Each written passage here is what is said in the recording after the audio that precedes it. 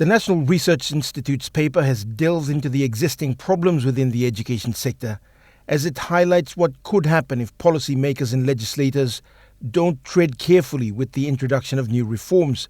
The author of the report, Jeremy Goro, is a research fellow at the NRI, and he says the results of the previous reforms haven't been adequately assessed before new changes were implemented, and the impacts could be disastrous in the long term. Now, we have seen these reforms within a period of 30 years. Now, for education to have a mature system and structure, it has to take more than that.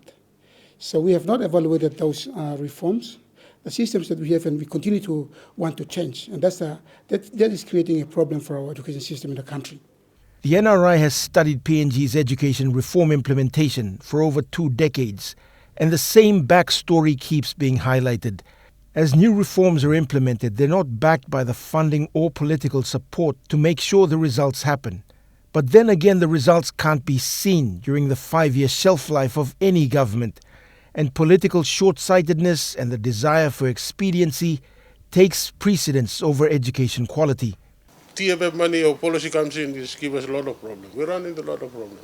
Between 2017 and 2019, EMTV surveyed 20 urban schools.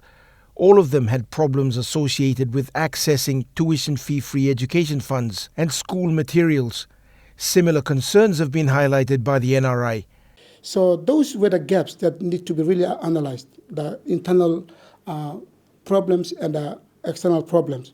Or is it to do with the communities or the politicians in the community? So these are real problems that once we find out these gaps, we can then now have our strategies to mitigate those problems so that we can come up with a better working system. But those have not been analyzed properly, and the gaps become even more bigger and bigger as we continue to move on with the reforms. The biggest gap that exists is the consultation between the policymakers, the implementers, and the users of the system, who most times don't really understand how the system works until they see the negative results years later. Scott Waide, National EMTV News.